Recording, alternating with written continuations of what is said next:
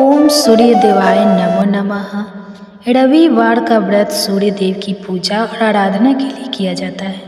सूर्य देव को शक्ति, स्वास्थ्य, समृद्धि और ज्ञान का स्रोत माना जाता है।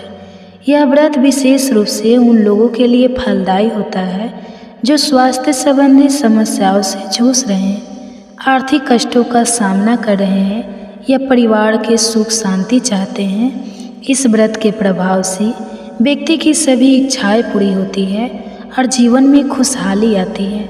हिंदू धर्म में सूर्य देवता को अत्यंत महत्वपूर्ण माना गया है। सूर्य देवता ही एकमात्र ऐसे देवता है जिन्हें प्रत्यक्ष रूप से देखा जा सकता है। ऋग्वेद, यजुर्वेद और अर्थवेद में सूर्य देव की महिमा का वर्णन मिलता है। सूर्य की उपासना करने से शारीरिक और मानसिक स्वास्थ्य अच्छा रहता है। यह व्रत विशेष रूप से रविवार के दिन किया जाता है क्योंकि यह दिन सूर्य देव को समर्पित होता है। रविवार व्रत की कथा पुराने समय की बात है। एक नगर में सुमित नाम का एक धनवान व्यापारी रहता था। वह अत्यंत धर्मपरायण और दयालु था। उसका परिवार बड़ा और संपन्न था। उसकी पत्नी सुमित्रा भी धार्मिक प्रवृत्ति की थी। उनका जीवन सुखमय व्यतीत हो रहा था। एक दिन व्यापारी को व्यापार में बड़ा घाटा हो गया। धीरे धीरे उसकी आर्थिक स्थिति बिगड़ने लगी। परिवार के लोग और रिश्तेदार भी उससे दूरी बनाने लगे। व्यापारी अत्यंत दुखी और चिंतित रहने लगा। एक दिन वह किसी संत के पास गया और अपनी समस्या बताई। संत ने उसे कहा, तुम हर रविवार को विधिपूर्वक सूर्य देव का व्रत करो। सूर्य देव की कृपा से तुम्हारी सभी समस्याएं दूर होगी। व्यापारी ने संत की बात मानी और हर रविवार को व्रत रखना प्रारंभ किया। वह सूर्य उदय से पहले उठता, स्नान करता, सूर्य देव को जल अर्पित करता और पूरे दिन व्रत रखता। धीरे धीरे उसकी आर्थिक स्थिति में सुधार होने लगा, व्यापार में लाभ होने लगा और परिवार में सुख शांति लौट आई।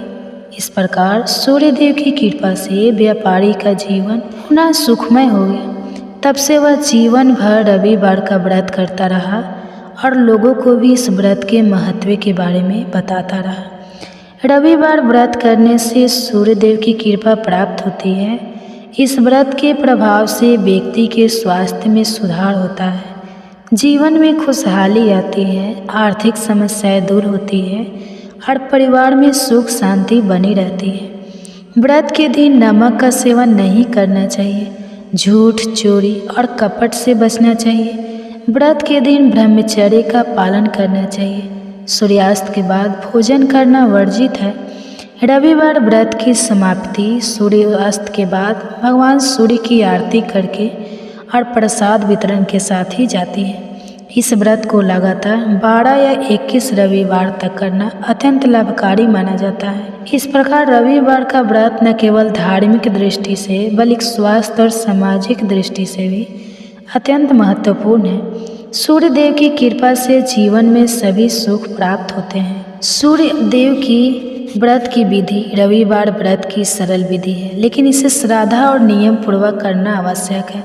प्रातः काल स्नान। व्रती को प्रातः काल ब्रह्म मुहूर्त में उठकर स्नान करना चाहिए। स्नान के बाद सूर्य देव को तांबे के लोटे में जल, लाल फूल, अक्षत और चंदन डालकर अर्घ्य देना चाहिए। इसके बाद सूर्य देव का ध्यान करते हुए व्रत करने का संकल्प ले। सूर्य देव की मूर्ति या चित्र के सामने दीपक जलाए और सुगंधित धूप अगरबत्ती जलाए। उन्हें लाल फूल, गुड़, गेहूं और तांबे के सिक्के अर्पित करें। पूजा के बाद रविवार व्रत कथा का पाठ करें। दिन भर निराहार रहना उत्तम होता है, लेकिन यदि संभव ना हो तो फलाहार कर सकते हैं। नमक का सेवन इस दिन वर्जित है। सूर्यास्त के समय पुनः सूर्य देव को जल अर्पित करें और उनकी आरती करें। सनातन धर्म में सप्ताह के प्रत्येक दिन का एक विशेष महत्व है। इन दिनों में विभिन्न देवी देवताओं की आराधना की जाती है। रविवार का दिन भगवान सूर्य देव को समर्पित है। सूर्य देव को जीवन का मूल स्रोत, शक्ति, ऊर्जा और स्वास्थ्य का प्रतीक माना जाता है। यह व्रत विशेष रूप से उन लोगों के लिए महत्वपूर्ण है जो जीवन में स्वास्थ्य, धन, सुख, समृद्धि और सफलता चाहते हैं। रविवार व्रत के साथ ही इस दिन सूर्य देव की पूजा एवं उनकी व्रत कथा सुनने का विशेष महत्व है। सूर्य देव को नवग्रहों का राजा माना जाता है। इनकी कृपा से जीवन में आरोग्यता, तेज, वैभव और यश प्राप्त होता है। जो व्यक्ति नियमित रूप से रविवार का व्रत करता है उसे दीर्घायु, उत्तम स्वास्थ्य और जीवन में हर प्रकार की समृद्धि प्राप्त होती है। साथ ही यह व्रत उन लोगों के लिए भी लाभकारी होता है जो नौकरी, व्यवसाय और पारिवारिक जीवन में समस्याओं का सामना कर रहे होते हैं। रविवार व्रत की विधि सरल है, लेकिन इसे पूरी श्रद्धा और नियम के साथ करना आवश्यक है। व्रत की विधि इस प्रकार है। व्रती को प्रातः काल जल्दी उठकर स्नान करना चाहिए। स्नान के बाद स्वच्छ वस्त्र धारण करें। स्नान के पश्चात तांबे के पात्र में जल भरकर उसमें लाल चंदन, लाल पुष्प और गुड़ डालकर सूर्य देव को अर्घ्य दें। सूर्य देव के समक्ष व्रत का संकल्प लें और पूरे दिन व्रत का पालन करने का प्रण करें। सूर्य देव की मूर्ति या चित्र के सामने दीपक जलाएं। उन्हें लाल फूल, लाल वस्त्र और गुड़ का भोग लगाएं। सूर्य देव की व्रत कथा का श्रवण करें। यह कथा सुनने से व्रत का पूर्ण फल प्राप्त होता है। इस दिन व्रती को एक बार भोजन करना चाहिए, वह भी बिना नमक का। कुछ लोग निर्जला व्रत भी करते हैं। रविवार व्रत की कथा एक इस प्रकार भी है। प्राचीन काल में एक नगर में साहूकार नाम का एक व्यक्ति रहता था। वह बहुत धनवान था, परंतु उसके घर में संतान का अभाव था। साहूकार और उसकी पत्नी ने कई मंदिरों में जाकर संतान प्राप्ति की प्रार्थना की, लेकिन कोई परिणाम नहीं मिला। एक दिन साहूकार की पत्नी को एक साधु बाबा मिले।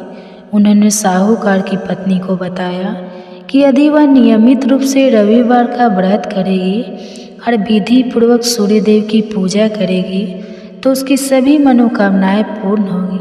साधु ने यह भी कहा कि व्रत करते समय रविवार व्रत कथा का श्रवण करना ना भूले। साहूकार की पत्नी ने साधु के बताए अनुसार रविवार का व्रत करना शुरू किया। उसने श्रद्धा और नियम पूर्वक सूर्य देव की पूजा की और हर रविवार व्रत कथा का श्रवण किया।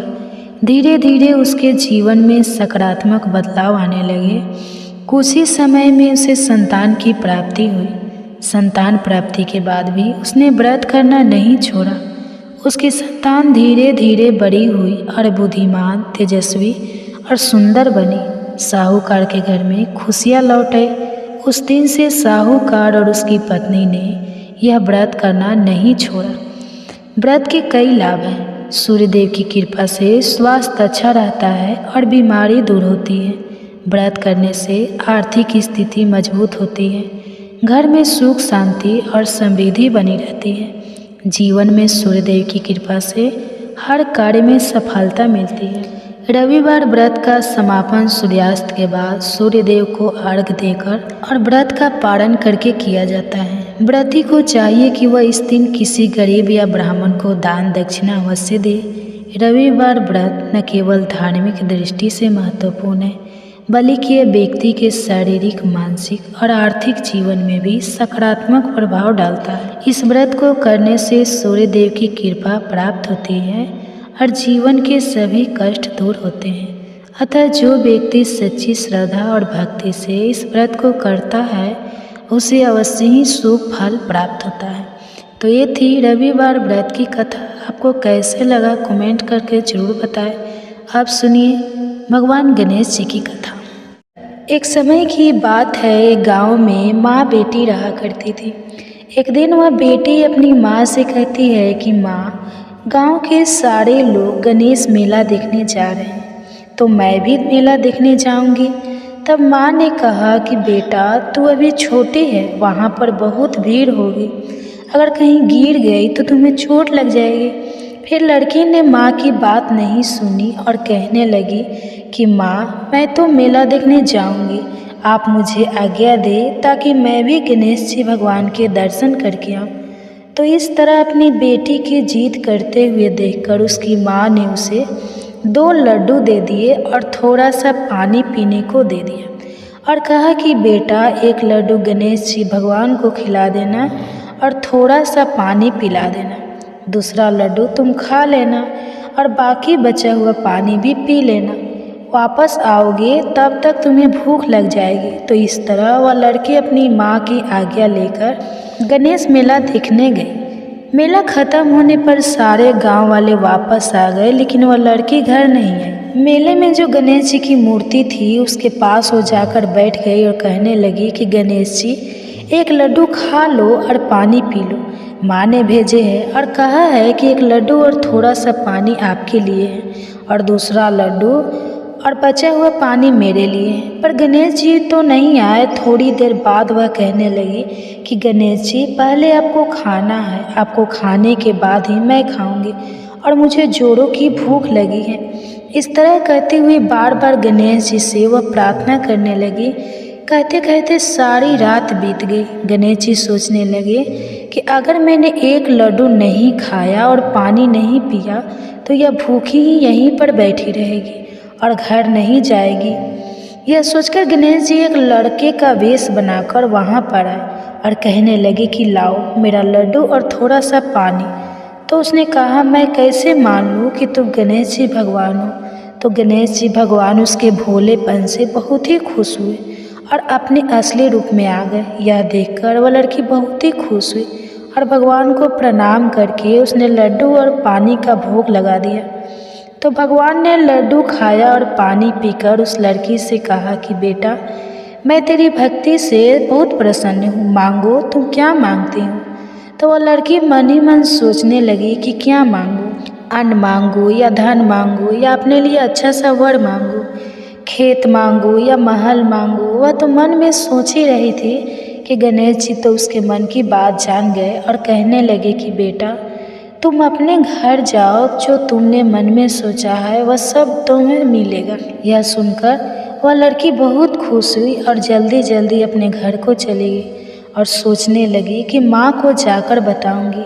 पर उसकी माँ का तो पीछे चिंता के मारे पूरा हाल था।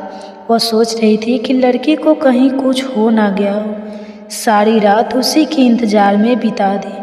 सुबह हुई तो लड़की घर पहुंची तो चिंतित भाव में माँ ने उससे पूछा कि बेटा, तुम कैसी हो, इतनी देर कहाँ थी। तो बेटी ने कहा कि माँ, जैसे आपने कहा था मैंने तो वैसा ही किया। गणेश जी आए ही नहीं, सारी रात बीत गई। सुबह जब होने वाली थी तब गणेश जी आए। फिर मैंने एक लड्डू और पानी गणेश जी को दिया। उसके बाद ही दूसरा लड्डू और बचा हुआ पानी मैंने पिया। इसलिए गणेश जी ने मुझे आशीर्वाद दिया कि जो कुछ मैं मांग रही हूँ वह सब कुछ पूरा हो जाएगा। यह सुनकर उसकी माँ बहुत खुश हुई और माँ बेटी के देखते ही देखते जैसा लड़की ने सोचा था वह सब कुछ वैसा हो गया। हे गणेश जी भगवान, जैसे आपने उस लड़की की पूजा स्वीकार की वैसे सबकी करना, सुख सौभाग्य सबका बनाए रखना। तो प्रेम से बोलिए गणेश भगवान की जय। आइए अब सुनते हैं माँ लक्ष्मी जी की कथा। इस कथा को सुनने से घर में धन वैभव की प्राप्ति होती है और सुख सौभाग्य बना रहता है। तो प्रेम से बोलिए माँ महालक्ष्मी जी की जय। एक समय की बात है, भद्रसव नाम के एक राजा थे। वे बड़े ही पराक्रमी राजा। उनकी पत्नी का नाम सूरज चंद्रिका था। रानी देखने में बहुत ही सुंदर और सुलक्षण थी तथा पतिव्रता नारी थी। उन दोनों को 7 पुत्र तथा उसके बाद में एक कन्या का वरदान मिला था। तो वरदान के अनुसार उन्हें पहले 7 पुत्रों की प्राप्ति हुई, उसके बाद एक कन्या ने जन्म लिया। तो राजा और रानी ने अपनी बेटी का नाम श्याम बाला रखा। एक समय की बात है कि माँ लक्ष्मी जी के मन में आया कि मैं महल में जाकर राजा के राज प्रसाद में रहूं। इसके राजा को दुगुनी धन दौलत की प्राप्ति होगी और वह इस धन दौलत से अपनी प्रजा को और भी अधिक सुख दे पाएगा। अगर गरीब के घर में रहूंगी तो वह तो स्वार्थी की तरह केवल अपने ऊपर ही खर्च करेगा। तो यह सोच के श्री महालक्ष्मी जी ने बूढ़ी ब्राह्मण स्त्री का रूप धारण किया और हाथ में लाठी लेकर लाठी के सहारे धीरे धीरे रानी के महल के द्वार तक पहुंच गई। उन्होंने बूढ़ी औरत का रूप धारण किया था, फिर भी उनके चेहरे पर देवी का तेज था। उन्हें देखते ही एक दासी सामने आई और पूछने लगी कि आपका नाम क्या है, कौन से गांव से आई है, क्या काम करती है, आपका धर्म क्या है। तो वृद्ध ब्राह्मण का रूप धारी लक्ष्मी माता ने कहा कि बेटी, मेरा नाम कमला है, मेरे पति का नाम भुवनेश्वर है, हम द्वारिका में रहते हैं। तुम्हारी रानी पिछले जन्म में एक वैश्य की पत्नी थी। वह वैश्य गरीब था। दरिद्रता के कारण इनके घर में रोजाना झगड़े होते थे।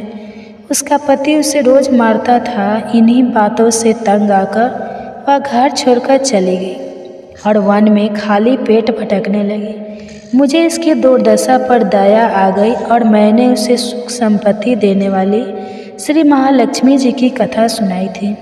मेरे कहने पर उसने श्री महालक्ष्मी जी का व्रत किया था, जिससे लक्ष्मी माता प्रसन्न हुई और इसकी गरीबी दूर हो गई। उसका घर धन दौलत संपत्ति से भर गया। बाद में पति और पत्नी अपने जीवन में सारे सुखों का भोग करते हुए परलोक को चले गए। लक्ष्मी व्रत के कारण वे पहले लक्ष्मी लोक में रहे। उन्होंने जितने साल महालक्ष्मी जी का व्रत किया था, उतने हजारों सालों तक उन्हें वहाँ पर सुख भोगना। उसके बाद तुम्हारी रानी का जन्म राजा घराने में हुआ है, परंतु वह तो श्री महालक्ष्मी जी का व्रत करना भूल गई है। उसे मैं याद दिलाने आई हूँ। तो बुढ़िया माई की बात सुनकर दासी ने उन्हें प्रणाम किया तथा श्री महालक्ष्मी का व्रत किस तरह किया जाता है इसके बारे में पूछा। तो महालक्ष्मी जी ने दासी को पूजा की विधि और व्रत की महिमा बताई। इसके बाद वह दासी माता को प्रणाम करके रानी को यह बताने के लिए अंदर चली गई। लेकिन राज वैभव में रहते हुए रानी को अपने ऐश्वर्य का बहुत घमंड था। संपत्ति तथा अधिकार की वजह से वह उन्मत्त हो गई थी। दासी द्वारा बताई गई बुढ़िया की बातें सुनकर वह आग बबूला हो गई और भागकर राजा द्वार पर आई और बुढ़िया के रूप में आई श्री महालक्ष्मी जी पर क्रोध के मारे न जाने कौन कौन से शब्द कहने लगी। रानी को पता नहीं था कि बुढ़िया के रूप में माँ महालक्ष्मी स्वयं आई है। रानी के इस तरह से रूख बर्ताव को देखकर और अपने अनादर को देखकर माता ने वहाँ ठहरना उचित नहीं समझा। वह सोचने लगी कि इसे तो अपने आप पर बहुत ही घमंड है, मुझे यहाँ से चलना चाहिए। तो वह बुढ़िया के रूप में आई लक्ष्मी माता अपनी लाठी के सहारे धीरे धीरे महल से बाहर निकल गई और जंगल की तरफ जाने लगी। तो गांव के रास्ते में उन्हें राजकुमारी श्याम बाला मिल गई। तो श्याम बाला ने बूढ़ी औरत को देखते ही कहा कि माँ जी, राम राम, आपको पहले कभी नहीं देखा, कहाँ से आई हो और कहाँ जा रही हो? तो माता लक्ष्मी कहने लगी कि बेटा, मैं तो तुम्हारे माँ से मिलने आई थी, उसे उसके पिछले जन्म के बारे में बताने के लिए। तो उसने तो मुझ पर क्रोध किया और मेरा अनादर किया। मैं तो सिर्फ उसे माता लक्ष्मी का व्रत करने के लिए बोली। यह सुनते ही श्याम बाला ने अपनी ओर से माता महालक्ष्मी से माफ़ी मांगी और कहा कि माँ जी, आप मुझे व्रत की विधि बता दो तो मैं आपके बताए अनुसार व्रत जरूर करूँगी। इस पर माता रानी को उस पर दया आ गई। उन्होंने श्याम बाला को श्री महालक्ष्मी जी के व्रत के बारे में बताया। श्याम बाला ने पूरी श्रद्धा से माँ लक्ष्मी का व्रत रखा। व्रत के फल के प्रभाव से राजा सिद्धेश्वर के सुपुत्र मालाधर से उसका विवाह हो गया। वह धन दौलत ऐश्वर्य वैभव से माला माल होकर और पति के साथ ससुराल में आनंद से रहने लगी। इधर रानी पर महालक्ष्मी जी का प्रकोप हुआ। प्रकोप के कारण राजा भद्रसवा का राज्य और सारा कारोबार नष्ट हो गया। ऐसी हालत में एक दिन राजा ने रानी से निवेदन किया कि हमारा दामाद इतना बड़ा राजा है, इतना धनवान और ऐश्वर्यशाली है, क्यों न उसके पास जाए, उसे अपना हाल बताए तो वह हमारी मदद जरूर करेंगे। रानी की बात सुनकर राजा ने कहा कि तुम यहीं पर रुको, मैं बेटी और दामाद के पास जाकर आता हूँ। यह कहकर राजा भद्रसवा अपने दामाद के पास जाने के लिए रवाना हो गए। उसके राज्य में पहुंचकर एक तालाब के किनारे थोड़ी देर विश्राम करने के लिए ठहर गए। उसी तालाब से पानी लेने आने जाने वाली दासियां ने उन्हें देखा तो उन्होंने बड़ी ही विनम्रतापूर्वक पूछा कि आप कौन हैं। तो उन्हें मालूम हुआ कि वो तो रानी श्याम बाला के पिता हैं। वे दौड़ते हुए रानी श्याम बाला के पास गई और सारी बात बताई। तो रानी ने दासी के हाथ राज परिधान भोजन बड़े ठाठ से स्वागत और आदर सत्कार करके अपने पिताजी को बुलाया और खूब खातिरदारी की। 2-4 दिन रुकने के बाद में जब राजा भद्रसवा लौटने लगी तो उनकी बेटी ने सोने की मोहरों से भरा हुआ घड़ा दिया। जब राजा भद्रसभा पर लौट आया तो उन्हें देखकर रानी सूरज चंद्रिका बहुत ही खुश हुई कि फटे पुराने कपड़े पहनकर गए थे और राजा के परिधान में वापस आए हैं तो बेटी ने खूब सारा धन दिया होगा। फिर राजा ने वह घड़ा अपनी पत्नी सूरज चंद्रिका को दे दिया। जैसे ही उसने घड़े को खोला तो वह कहने लगी कि हाय राम, हे भगवान, इस घड़े में तो कोयले भरे हुए हैं, पर यह तो सब महालक्ष्मी जी के प्रकोप से हुआ था। रानी को बहुत गुस्सा आया। वह सोचने लगी कि मेरी बेटी को धन का घमंड हो गया है और उसने हमारा अपमान किया है। इस बार वह स्वयं अपनी कन्या के पास गई। उस दिन श्याम बाला ने माँ लक्ष्मी का व्रत रखा था। अपनी माँ को आया देखकर वह बहुत खुश हुई और अपनी माँ से भी महालक्ष्मी का व्रत करवाया। व्रत और पूजा पाठ करने के बाद में रानी अपने घर आ गई। व्रत रखने से रानी को बड़ा ही सुकून महसूस हुआ। रानी भी नियम से लक्ष्मी माता के व्रत को रखने लगी तो महालक्ष्मी के व्रत को रखने से उसे फिर से राजपाट, धन, दौलत, ऐश्वर्य प्राप्त हुआ। वह सुख, शांति और आनंद में जीवन बिताने लगी। कुछ दिनों के बाद में राजकन्या श्याम बाला अपने पिता के घर आई तो उसे घर आया देखकर सूरज चंद्रिका को पुरानी बातें याद आ गई। वह सोचने लगी कि बेटी तो जरूर है, पर इसने अपने पिताजी को कोयले से भरा हुआ घड़ा दिया था, बुरे वक्त में हमारे काम नहीं आया। आज भगवान की कृपा से मेरे तो खूब धन धाने हैं। इस तरह पुरानी बातों को याद करती हुई सूरज चंद्रिका ने अपनी बेटी के घर आने पर कोई खुशी जाहिर नहीं की। श्याम बाला को अपने पिता के घर पर कोई मान सम्मान भी नहीं मिला, बल्कि उसका अनादर हुआ। उसने इस बात का बुरा नहीं माना। वह कुछ दिन मायके में रही और फिर ससुराल के लिए जाने लगी तो उसकी माँ ने उसे कुछ नहीं दिया। उसने वहाँ से थोड़ा सा नमक लिया और अपने पल्लू में बांध लिया और वह अपने ससुराल को लौटे।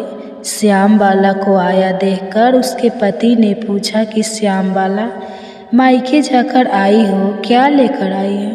तो उसने जवाब दिया कि मैं तो वहाँ बहुत सारे धन लाई हूँ। तो पति ने पूछा कि इसका मतलब क्या है? तो श्याम बाला ने कहा कि थोड़ा धीरज रखो, सब कुछ मालूम हो जाएगा। उस दिन श्याम बाला ने सारा भोजन बनाया तो उसमें नमक नहीं डाला और अपने पति को भोजन परोस दिया। पति ने जब भोजन चखा तो सारा खाना बिना नमक की था, उसमें कोई भी स्वाद नहीं था। तो उसने श्याम बाला से कहा कि आज तुमने ऐसा कैसा भोजन बनाया, इसमें तो कोई भी स्वाद नहीं है। तो अपने पति की बात सुनकर श्याम बाला ने अपनी चुनरी के पल्ले के लगाई हुई गांठ खोलकर उसमें से नमक डाल दिया, जिससे सारा भोजन स्वादिष्ट हो गया। अब उसके पति ने कहा कि भोजन अब स्वादिष्ट हो गया है, आपने बिना नमक के भोजन क्यों बनाया? तो श्याम बाला बोली कि स्वामी, यही है मायके से लाया हुआ सारा। श्याम बाला के इतना कहते ही उसके पति को सारी बात समझ में आ गई। फिर दोनों हंसने लगे और साथ साथ भोजन करने लगे। हे लक्ष्मी माता, जैसे आपने श्याम बाला को धन धान्य दिया, वैसे हमें भी देना। सुख सौभाग्य का वास करना, अन्न धन के भंडार भरना। जो भी आपकी इस कथा को सुने या सुनाए, उसकी सभी मनोकामनाएं पूरी करना। तो बोलिए माँ लक्ष्मी जी की जय। आप सुनिए महालक्ष्मी जी की एक और व्रत कथा। एक समय की बात है, देवर्षि नारद भगवान श्री कृष्ण से मिलने के लिए द्वारिका नगरी में पधारे। नारद जी को देखकर भगवान श्री कृष्ण कहते हैं, हे देवर्ष पधारिए, द्वारिका नगरी में आपका स्वागत है। आज द्वारिका में आने का क्या प्रयोजन है? देवर्षि नारद कहते हैं, हे प्रभु, मन में आपके दर्शन करने की इच्छा हुई सो चला आया। भगवान श्री कृष्ण मुस्कुराते हुए कहते हैं, हे देवर्ष, अवश्य ही आपके मन में आज कोई ना कोई बात चल रही है, इसलिए निसंकोच होकर पूछ लीजिए। देवर्षि नारद कहते हैं, हे प्रभु, आप तो सब कुछ जानते हैं। मेरे मन में जो भी शंका है उसके विषय में भी आपको पता है, लेकिन फिर भी अगर आप पूछ रहे हैं तो मैं बताने की चेष्टा करता हूँ। हे प्रभु, आज मैं आपके पास यह जानने के उद्देश्य से आया हूँ कि किस कारण से मनुष्य के जीवन में दरिद्रता आती है। देवी लक्ष्मी किस कारण से मनुष्य के घर का त्याग करके चली जाती है और वह कौन सा पुण्य है जिससे देवी लक्ष्मी सदैव ही मनुष्य के घर में वास करती है। भगवान श्री कृष्ण कहते हैं, हे देवर्ष, आज आपने समस्त मानव जाति के कल्याण के उद्देश्य से अत्यंत महत्वपूर्ण बात पूछी है। देवी लक्ष्मी के कारण ही मनुष्य के घर में सुख समृद्धि का वास होता है, और जब देवी लक्ष्मी घर का त्याग करके चली जाती है तो उस घर में दरिद्रता का ही वास होता है। इस विषय में एक प्राचीन कथा कही गई है जो मैं आपको सुनाता हूँ। जो भी मनुष्य इस कथा का श्रवण करता है उसके घर में देवी लक्ष्मी के साथ समस्त पुण्य निवास करते हैं। इसलिए आप इस कथा का श्रवण कीजिए और इसका तीनों लोकों में प्रचार कीजिए। देवर्षि नारद कहते हैं, हे प्रभु, कृपा आप मुझे वह कथा सुनाइए। आपके मुख से इस कथा को सुनना मेरा सौभाग्य है। मैं इस कथा को पूरा सुनूंगा और इसका प्रचार तीनों लोकों में करूंगा। भगवान श्री कृष्ण कहते हैं, हे देवर्षि, जो मनुष्य सत्य का साथ देता है ईश्वर उसका साथ नहीं छोड़ते हैं। आज मैं आपको महाराज हर्षवर्धन की कथा सुनाता हूँ, जिन्होंने देवी लक्ष्मी का त्याग करके दरिद्रता को ग्रहण कर लिया था। त्रेता युग की बात है। भारतवर्ष में सत्यवादी धर्मात्मा राजा हर्षवर्धन राज्य करते थे। उनका राज्य कुंतल प्रदेश पर था। उनके राज्य की प्रजा उनसे अत्यंत संतुष्ट रहा करती थी। महाराज हर्षवर्धन बड़े दानवीर और वचन का पालन करने वाले थे। वे सदैव अपनी प्रजा के हित का ही विचार करते थे। महाराज हर्षवर्धन इतने दयालु थे कि उनकी महानता का परिचय इस बात से पता चलता है कि जब भी उनके नगर में कोई भी साधारण मनुष्य बिक्री करने के लिए बाजार में अन्न, वस्त्र आदि कोई वस्तु लाता और यदि वह वस्तु साया काल तक नहीं बिकती तो उसे राजा स्वयं खरीद लिया करते थे, ताकि उनके राज्य से कोई खाली हाथ ना जा सके। अपनी प्रजा के हित के लिए राजा ने यह सत्य की प्रतिज्ञा की। स्वयं काल होते ही राजा के सेवक शहर में भ्रमण करते और जब वे किसी को कोई वस्तु या द्रव्य लेकर बैठा हुआ देखते जिसे किसी ने खरीदा ना हो तो महाराज के सेवक उस व्यक्ति से उन वस्तुओं की कीमत पूछते और उसकी इच्छा और ज़रूरत के अनुसार उसकी जो भी कीमत होती वह कीमत देकर उसकी वस्तुओं को खरीद लेते थे। इस प्रकार से महाराज के ऐसे दयालु स्वभाव को देखकर अनेक लोग प्रसन्न होकर उनकी महानता की चर्चा करने लगे। महाराज हर्षवर्धन की कीर्ति तीनों लोकों में होने लगी। देवता भी उनकी प्रशंसा करने लगे। जब यह बात धर्मराज को पता चली तो एक दिन स्वयं धर्मराज ने ही महाराज हर्षवर्धन की परीक्षा लेने की सोची। फिर एक दिन स्वयं धर्मराज एक ब्राह्मण का वेश धारण करके महाराज हर्षवर्धन की नगरी में प्रकट हुए। उन्होंने अपने साथ दरिद्रता की कारक टूटी फूटी चीज़ें, कूड़ा करकट और कचरा एक पेटी में भरकर ले लिया, अर्थात उन्हें दरिद्रता एक पेटी में भर लिया और उस पेटी को लेकर वे सत्यवादी महाराज हर्षवर्धन के नगर में उनकी परीक्षा लेने के लिए पहुँच गए। धर्मराज उस नगर के बाजार में उस कचरे से भरी पेटी को लेकर बेचने के लिए बैठ गए, किंतु कौन सा व्यक्ति कूड़ा कचरा खरीदेगा। ब्राह्मण रूपी धर्मराज दिन भर वहीं पर बैठे रहे, लेकिन किसी ने भी उनका कूड़ा कचरा नहीं खरीदा। जब स्वयं काल हुई तब राजा के सेवक हमेशा की तरह बाजार में घूमने लगे। जिसका भी बिक्री का सामान बचा होता उसे वे उचित दाम देकर खरीद लेते थे, ताकि कोई खाली हाथ घर ना जा सके। फिर उसने देखा कि एक ब्राह्मण अपनी पेटी लेकर घर बैठा हुआ है। राजा के सेवकों ने उन ब्राह्मण महाशय के पास जाकर पूछा, हे ब्राह्मण महाराज, आप इस नगर में नए दिखाई दे रहे हैं, क्या हुआ? आपका सामान किसी ने भी नहीं खरीदा, ऐसा क्या लेकर आए हैं आप अपनी इस पेटी में? महाराज के आदेश से हम आपका यह सामान खरीदने के लिए आए हैं। कृपया बताइए आपकी इस पेटी में क्या है और इसका मूल्य कितना है।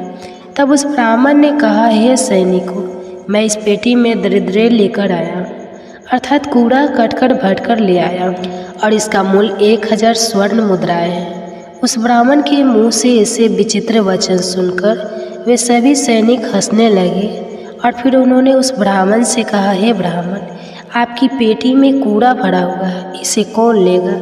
इसका मूल्य तो 1 पैसा भी नहीं है। फिर उस ब्राह्मण ने कहा, सैनिकों, यदि इसे कोई नहीं लेगा तो मैं इसे वापस अपने घर लेकर जाऊंगा।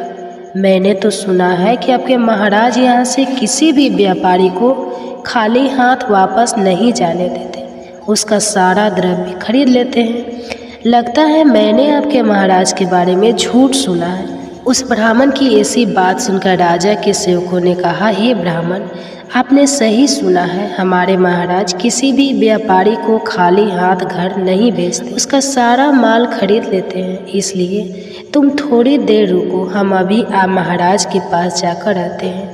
फिर उनसे एक सेवक महाराज हर्षवर्धन के पास जाता है और उनसे कहता है, हे महाराज, आज हमारे नगर के बाजार में एक ब्राह्मण आया है। वह बड़ा ही विचित्र है। वह अपनी पेटी में कूड़ा कचरा भर कर रखा है और उसका मूल्य वह 1000 स्वर्ण मुद्राएं बता रहा है। तब महाराज ने कहा, हे सैनिकों, तुम जाकर उसके सामान का मूल्य जो कम से कम हो सके उतना उसे देकर उसका सामान खरीद कर लाओ। उसे उसकी वस्तुएं लेकर वापस मत जाने दो, अन्यथा मेरा वचन झूठा हो जाएगा। फिर राजा के सेवक उस ब्राह्मण के पास जाते हैं और कहते हैं, हे ब्राह्मण, हम तुम्हारे इस पेटी का मूल्य 200 स्वर्ण मुद्राएं देते हैं। तुम इतनी मुद्राएं लो और प्रसन्नता से अपने घर चले जाओ। किंतु उस ब्राह्मण ने कहा, हे सैनिकों, मैं 1000 स्वर्ण मुद्राओं से 1 पैसा कम नहीं लूँगी। यदि तुम मेरा सामान खरीदना चाहते हो तो खरीदो, नहीं तो मैं अपना सामान लेकर वापस चला जाता हूँ। तब उन राजा के सेवकों ने कहा, हे ब्राह्मण, ठीक है, अब हम तुम्हें इस पेटी के बदले 500 मुद्राएं देते हैं। इतना मूल्य तुम्हारे लिए सही रहेगा।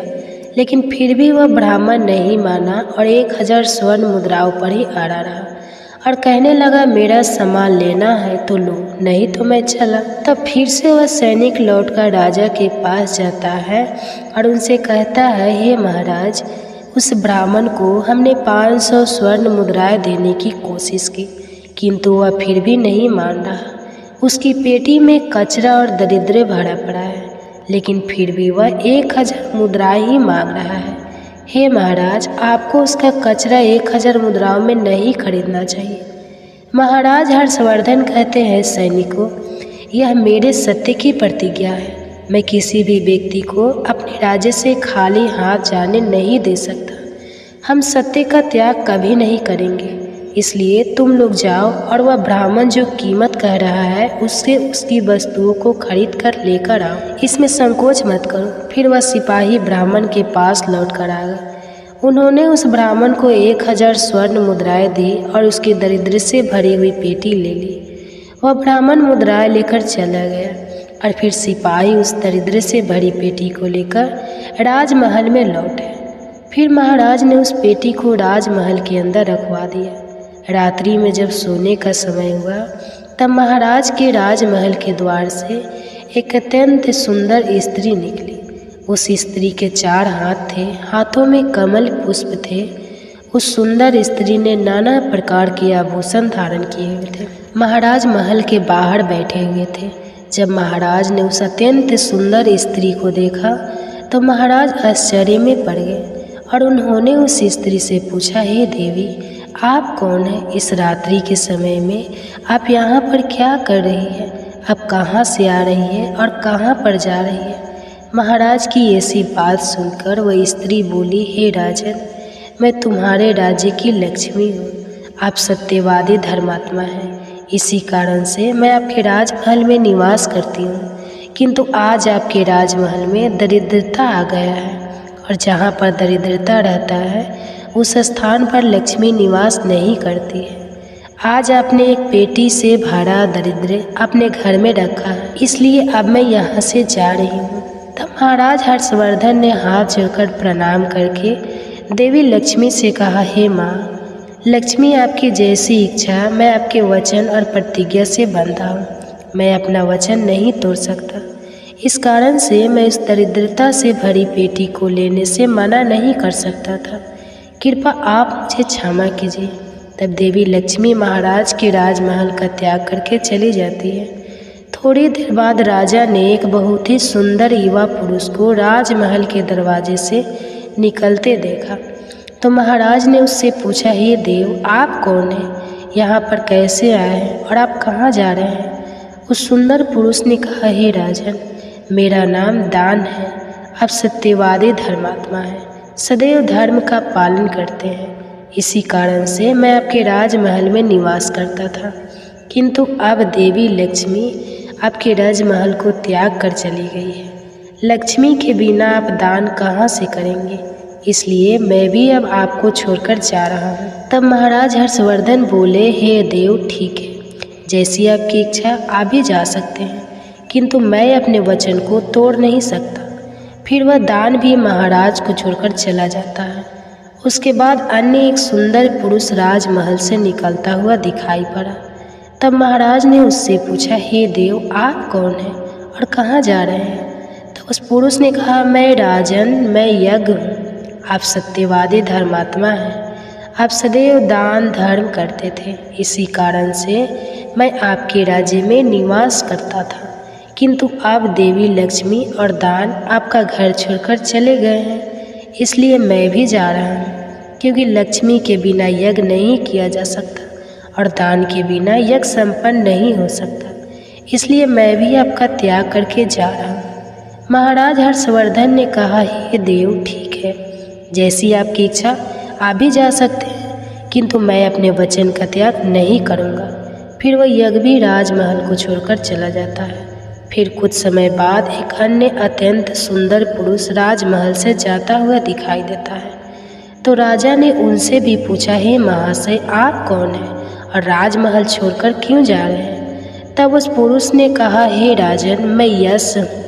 आपके पुण्य के कारण मैं आपके घर में निवास कर रहा था, किंतु अब आपके यहाँ से लक्ष्मी, दान, यज्ञ आदि सब चले गए हैं, तो उनके बिना आपको यश की प्रकृति नहीं हो सकती।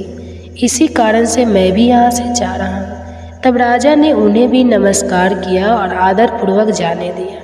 फिर उसके बाद अन्य एक अत्यंत सुंदर स्त्री राजमहल से निकली, जिसने सुंदर वस्त्र परिधान किए हुए थे। उसे देखकर राजा ने पूछ लिया, हे देवी, आप कौन हैं और आप किस कारण से मेरे राज्य महल का त्याग कर रही हो? तब वह स्त्री बोली, हे राजन, मैं कृति हूँ।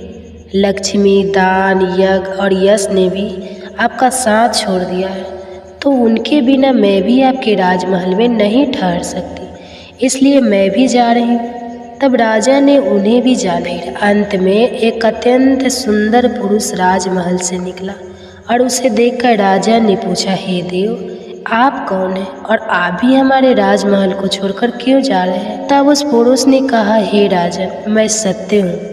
आप एक सत्यवादी धर्मात्मा राजा है, इसलिए मैं आपके यहाँ निवास करता था, किंतु अब आपके यहाँ से लक्ष्मी, दान, यज्ञ, यश, कृति आदि सभी चले गए हैं, तो मैं भी यहाँ से जा रहा हूँ। तब महाराज हर्षवर्धन ने कहा है, हे सत्य, आप भी मेरा त्याग कर रहे हैं, किंतु मैंने तो आपका कभी त्याग ही नहीं किया। आपका त्याग ना करने के कारण ही सभी मुझे छोड़कर जा रहे हैं, इसलिए आप मुझे छोड़कर कैसे जा सकते हैं? मैंने अपने सत्य वचन का पालन करने के लिए ही दरिद्री को अपने घर में रखा था। मैंने संसार के कल्याण के लिए यह वचन दिया था कि मेरे राज्य से कोई भी खाली हाथ नहीं जाएगा। जो भी मेरे राज्य में कोई वस्तु बेचने आएगा, यदि उसकी वस्तु कोई नहीं खरीदे तो उसे मैं खरीद लूँगा। इसलिए मैंने अपने सत्य वचन का पालन करने के लिए उस ब्राह्मण को 1000 स्वर्ण मुद्रा देकर उससे दरिद्र को खरीद लिया था। उसी दरिद्र की पेटी के कारण देवी लक्ष्मी ने आकर मुझसे कहा कि वे उस स्थान पर निवास नहीं करती है जिस स्थान पर दरिद्र रहता है, और देवी लक्ष्मी के जाते ही यज्ञ, दान, यश, कृति सब मुझे छोड़कर चले गए हैं। सत्य वचन का पालन करने के लिए ही मैंने उन सभी को जाने दिया, और अब आप भी मुझे छोड़कर जा रहे हैं। महाराज हर्षवर्धन की बात सुनकर वह सत्य बोला, हे राजन, यदि आपने मेरे लिए ही इन सब का त्याग किया है तो ठीक है, मैं आपका राजमहल छोड़कर नहीं जाऊंगा। आप सचमुच बड़े पुण्यात्मा और सत्यवादी हैं, इसलिए अब से मैं आपके राज्य महल में ही निवास करूंगा। और वह सत्य फिर से राजमहल में लौट गई। उसके थोड़ी ही देर बाद एक सुंदर स्त्री लौट कर आ गई। उसे देखकर राजा ने पूछा, हे देवी, आप कौन हैं? आप कृति हैं, अभी आप मुझे छोड़कर चली गई थी, तो फिर वापस क्यों लौट कर आए? आप तब कृति ने कहा, हे राजन, मुझे क्षमा करो, मैं लक्ष्मी, यश, दान, यश के बिना तो रह सकती हूँ, किंतु सत्य के बिना नहीं। इसलिए जहाँ सत्य रहेगा मैं भी वहीं पर रहूँगी।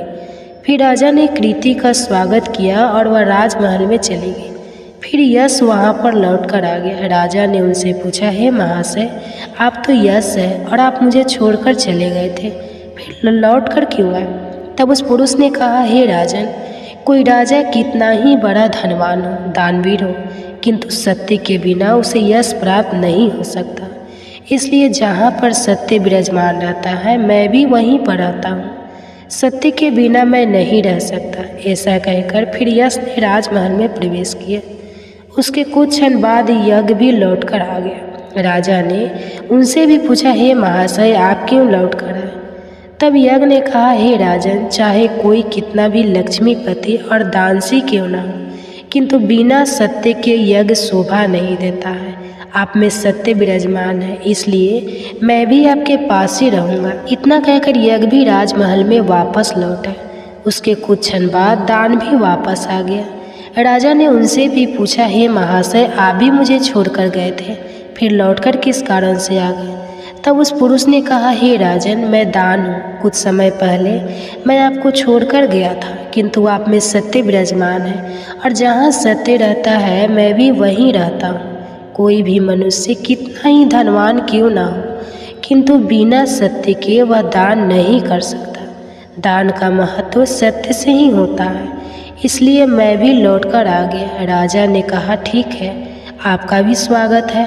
और फिर दान भी राजमहल में चला गया और फिर उसके बाद साक्षात देवी लक्ष्मी लौटकर आ गई। राजा ने पूछा, हे माँ लक्ष्मी, आप वापस क्यों आ गई? आप तो मुझे छोड़कर चली गई थी। तब देवी लक्ष्मी ने कहा, हे राजन, यह आपके सत्य की परीक्षा थी।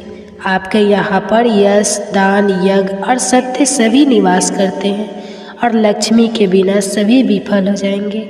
इसलिए मैं आपके सत्य के धर्म की रक्षा करने हेतु लौट कर आ गई हूँ। तब राजा ने कहा, हे माँ लक्ष्मी, मेरे यहाँ पर तो दरिद्रता से भरी हुई पेटी है। जहाँ दरिद्रता रहता है वहाँ पर आप कैसे निवास कर सकती हो?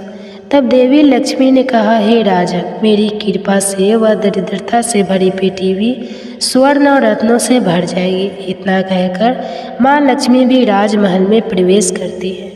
माँ लक्ष्मी के प्रवेश करते ही वह पेटी में भरा पड़ा काड़ा कचरा रत्न और स्वर्ण के आभूषण में बदल गया। इसके कुछ समय के पश्चात स्वयं धर्मराज ब्राह्मण के रूप में राजमहल में आ गए। तब राजा ने उनसे पूछा कि हे विप्र, आप कौन हो? आपने तो मेरा त्याग नहीं किया था, फिर आप यहाँ पर कैसे आ गए? तब उस ब्राह्मण ने कहा, हे राजन, मैं साक्षात धर्म हूँ। मैं ही ब्राह्मण का रूप धारण करके आया था और मैंने ही 1000 स्वर्ण मुद्राओं के बदले तुम्हें दरिद्र दिया था, किंतु तुमने अपने सत्य के बल से मुझे जीत लिया है। इसलिए अब मैं तुम्हें वरदान देने के लिए आया हूँ। बताओ, मैं तुम्हें कौन सा वरदान करूँ? इतना कहकर धर्मराज ने अपना मूल स्वरूप धारण किया। तब राजा हर्षवर्धन ने कहा, हे धर्मराज, आपके दर्शन करके मैं धन्य हो गया। कृपा आप अपनी कृपा सदैव मुझ पर बनाए रखें, मुझे और कुछ नहीं चाहिए। फिर धर्मराज ने राजा को आशीर्वाद दिया और उस स्थान से अंतर ध्यान हो गया।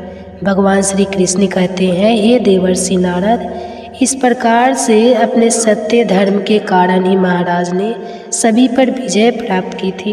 इसलिए मनुष्य को कभी भी सत्य का अनादर नहीं करना चाहिए, हमेशा सत्य का पालन करना चाहिए। जो सत्य की राह पर चलता है उसके पास लक्ष्मी, दान, यज्ञ, यश, कृति सदैव निवास करती है। तो प्रिय श्रोताओं, इस प्रकार से भगवान श्री कृष्ण ने नारद जी को अत्यंत महत्वपूर्ण ज्ञान दिया है। आपको यह कथा कैसी लगी कमेंट्स करके अवश्य बताएं। अगर जानकारी अच्छी लगी हो तो वीडियो को लाइक जरूर करें और कमेंट्स में जय श्री कृष्णा और जय माँ लक्ष्मी जरूर लिखें। साथ ही चैनल को सब्सक्राइब करें। आप सभी का धन्यवाद।